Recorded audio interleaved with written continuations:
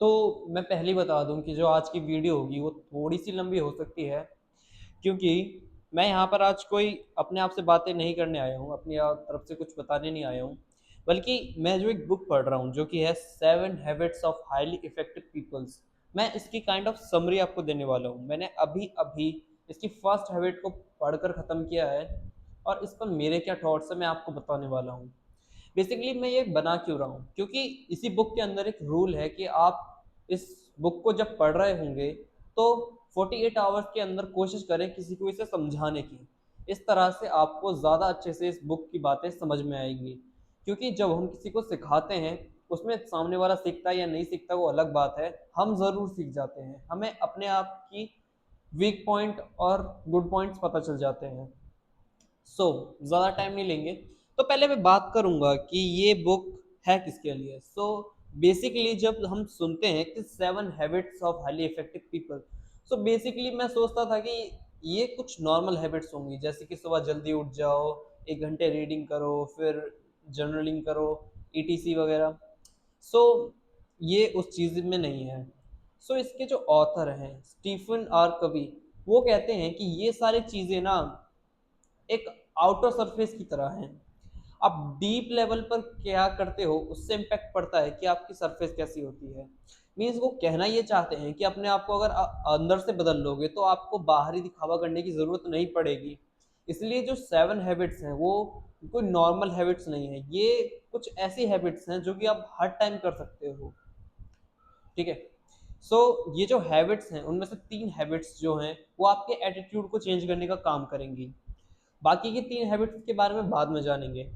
तो जो यहाँ की पहली हैबिट है जो कि है प्रोएक्टिव बने। प्रोएक्टिव मीन्स अपना जिम्मा खुद लेना चाहिए। प्रोएक्टिव का मीन क्या होता है मैं आपको समझाता हूँ। अब थोड़ी देर के लिए आप अपनी आँख क्लोज कीजिए और इमेजिन कीजिए आप प्रेजेंट में किस स्टेट में बैठे हुए हैं, और एक बार अपनी आंखों को खोलिए। जो अभी आपने किया विजुअलाइजेशन, वो एबिलिटी पूरे यूनिवर्स में सिर्फ ह्यूमंस ही कर सकते हैं। अभी तक जितनी भी स्पीशीज डिस्कवर हुई हैं उसमें से ह्यूमंस ही अपने आप को विजुअलाइज कर सकते हैं हर सिचुएशन के अंदर। यही होता है प्रोएक्टिवनेस, मतलब कि आप अवेयर हैं अपने आप को लेकर कि आप क्या कर रहे हैं। पर मोस्ट ऑफ द टाइम हम इस टाइम में स्पेशली इंटरनेट के ज़रिए हम एक्टिव नहीं होते। हम घंटों घंटों टाइम अपना रील स्क्रॉल करने में चला देते हैं, हमें अपनी हैबिट्स का पता नहीं है, कब उठ रहे हैं कब खा रहे हैं, दिन बस निकलते जा रहे हैं, हमें कुछ पता नहीं चल रहा। इसीलिए हमारे ऑथर स्टीवन कहते हैं कि हमें प्रोएक्टिव बनना है, हमें टाइम को लेकर अवेयर बनना है, अपने आप को लेकर अवेयर बनना है। हम लोग अवेयर क्यों नहीं हो पाते, क्योंकि हम लोग ना अपनी एनर्जी बाहर की चीज़ों पर डालना चाहते हैं, हम कभी भी अपना जिम्मा खुद नहीं लेते। इन शॉर्ट, अगर किसी को कोई प्रॉब्लम है, जैसे कि उसकी मान लेते हैं उसको बहुत ज़्यादा एंगर आता है, तो वो कभी भी ये नहीं बोलेगा कि मैं अपना एंगर कंट्रोल नहीं करता, मैं थोड़ा सा भावुक हो जाता हूँ, मेरी कोई गलती है। वो हमेशा बाहरी चीज़ों पर दोष डालता है कि उसने मुझे गुस्सा दिलाया था, इस सिचुएशन की वजह से ये सारी चीज़ें हुई, मेरा आज का पूरा दिन खराब जा रहा है टेंशन वगैरह की वजह से। तो देख सकते हो कि यहाँ पर वो कभी भी अपने आप पर ब्लेम नहीं ले रहा है, और ये जो वो एंगर उसका आ रहा है वो रिएक्ट कर रहा है, वो रिस्पॉन्स नहीं दे रहा है, वो रिएक्ट कर रहा है। कभी स्टीफन इसी बात को लेकर आगे बढ़ते हैं कि हमें बाहरी कारणों को छोड़कर अपने ऊपर फोकस करना चाहिए। बिकॉज इसके अंदर एक चैप्टर है कि हम लोग मानते हैं कि कंडीशनिंग और हमारे जेनेटिक्स हमें बहुत हद तक इफेक्ट करते हैं, जो कि करते हैं, पर उससे भी ज़्यादा जो हमें इफेक्ट करता है वो हमारी चॉइसेस होती हैं। चॉइस, आपके पास हमेशा 2 चॉइसेस होती हैं। आपके पास, आप कितने भी गरीब क्यों ना हो, आप कितने भी कैसे भी दिखते क्यों ना हो, आपकी हाइट छोटी हो, कुछ भी हो, आपके पास हमेशा चॉइस रहती है कि आप अपने पर्पस पे काम करोगे या नहीं करोगे। आपके पास हमेशा 2 चॉइस रहती हैं, और मोस्ट ऑफ द पीपल चुनते हैं कि हम नहीं करेंगे। उसके बाद में वो उसे लॉजिकली डिफाइन करने की कोशिश करते हैं, वो अलग बात है। पर आप यहाँ पर देख सकते हो कि हमेशा नेचर ने किसी के ऊपर बाउंडेशन नहीं लगाई है कि आप ऐसे हैं तो ये काम नहीं कर सकते। उसका तरीका बदल जाएगा पर आप वो काम कर सकते हैं। सो इसके बाद, हाँ,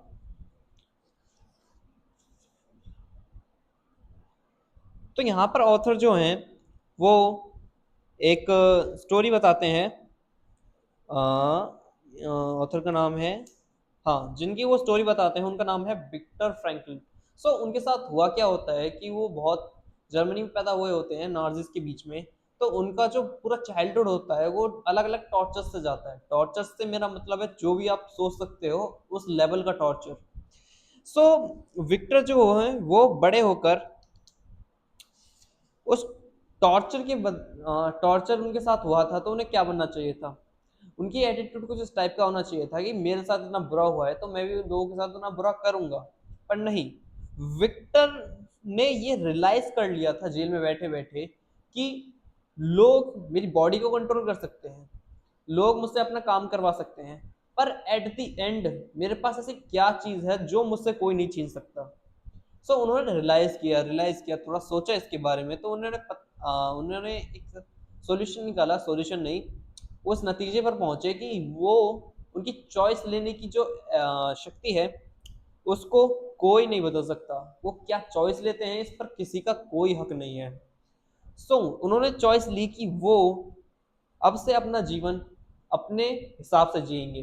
उन्होंने चॉइस ली, जो उन्हें काम करना पड़ता था वो करते थे, पर उसके बदले जब उन्हें अपने ऊपर काम करने के लिए वक्त मिलता था तो वो कभी भी दूसरों के इन्फ्लुएंस में नहीं आते थे। वो चॉइस चुनते थे कि मुझे ये करना है तो मैं करूंगा, और आगे जाकर यही हुआ। वो मैं भी कुछ मिस कर रहा हूँ, पर वो आगे जाकर बहुत ही इन्फ्लुएंशियल पर्सन बने।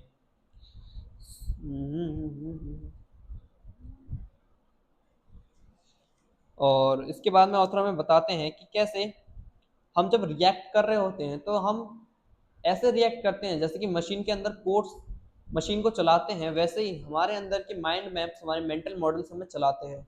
पर यहाँ पर अच्छी बात यह है कि हम अपने मेंटल मॉडल्स को बदल सकते हैं through our experience and learnings. So कई लोग कहते हैं कि मुझे काफ़ी सारी दिक्कतें होती हैं, जैसे कि मेरे बच्चे मुझे पसंद नहीं करते, या फिर मेरा कोई दोस्त नहीं है, या फिर मेरे टीचर्स मुझे लाइक नहीं करते। सो उसके लिए ऑथर बताते हैं कि आपको लाइक क्यों नहीं करते, एक बार क्वेश्चन कीजिए। अगर वो नहीं करते तो आप वो चीज़ बन सकते हैं। एक एक्टिव एक नॉर्मल पीपल और एक प्रोएक्टिव पीपल में यही अंतर होता है कि यहाँ पर जो नॉर्मल पीपल होता है, एक मिनट,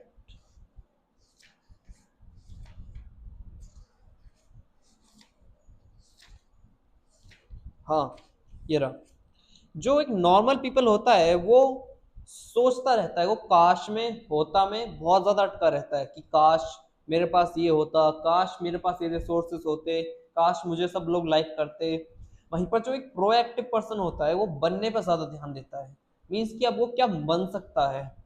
जैसे कि अगर कोई मुझे लाइक नहीं करता कोई बात नहीं, पर मैं ऐसा इंसान बन सकता हूँ जो कि हर किसी को लाइक करता हो, जिसके अंदर कोई भी हेटरेट ना हो, कोई भी गलत काम करने की कोई इच्छा ना हो। सो मैं ये बन सकता हूँ। और इसके बाद ऑथर में एक और चीज बताते हैं कि आप हमेशा ये डिफरेंस फाइंड करके रखें कि आप क्या कर सकते हैं और क्या नहीं कर सकते। सबसे पहले तो आपको उन चीजों के बारे में जानना होगा जो आपको चिंता देती हैं। उसके बाद में आपको उन चीजों के बारे में जानना होगा कि जिनके बारे में आप एक्चुअल में कुछ कर सकते हैं। और जिन चीजों के बारे में आप नहीं कर सकते उन पर फोकस मत डालिए, जिन चीजों के बारे में आप कुछ कर सकते हैं उस पर फोकस कीजिए। जब आप उन चीजों पे फोकस करेंगे जिसका आप कुछ कर सकते हो तो ऑटोमेटिकली जो आपका इन्फ्लुएंस है वो उन चीजों पर भी प्रभाव डालेगा जिसके बारे में आप कुछ नहीं कर सकते। जैसे कि हमारे इंडिया के अंदर पॉल्यूशन बहुत ज़्यादा हाई हो चुका है। सो इस बारे में मैं क्या कर सकता हूँ? मैं ज़्यादा से ज़्यादा अपने आप से पॉल्यूशन कम कर सकता हूँ, मैं किसी को सलाह दे सकता हूँ, और भी चीज़ें कर सकता हूँ। जब मैं ये चीज़ें करूँगा तो ऑटोमेटिकली हो सकता है मेरा इन्फ्लुएंस इतना ज़्यादा हो जाए कि और लोग भी सुधरने की कोशिश करें, या फिर हो सकता है ये ऐसा ना हो, पर मैं अपनी तरफ से बेस्ट ऑफ ऑल मैं अपनी तरफ से बेस्ट करने की कोशिश करूँगा। ऐसा करने से चाहे सिचुएशन बदले या ना बदले, पर मेरे को एक सेंस ऑफ क्लैरिटी रहेगी कि मैंने अपना बेस्ट दिया था।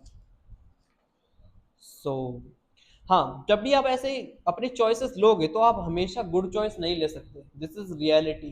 पर आप जब बैड चॉइस लेते हो तो वो मिस्टेक हो जाती है। और यहाँ पर ऑथर में बताते हैं कि गलती को स्वीकार ना करना और इससे कुछ ना सीखना, कुछ इसे सुधारना नहीं, ये भी एक काइंड ऑफ मिस्टेक होती है। मतलब कि मिस्टेक हो गई है, कोई दिक्कत नहीं है, पर उससे अगर आप कुछ नहीं सीख रहे हैं तो ये उससे भी बड़ी मिस्टेक होती है। इसलिए ऑथर हमें मिस्टेक होने पर चिंता ना करने और उनसे कुछ सीखने के लिए कहते हैं। उसके बाद में है प्रोमिसेस।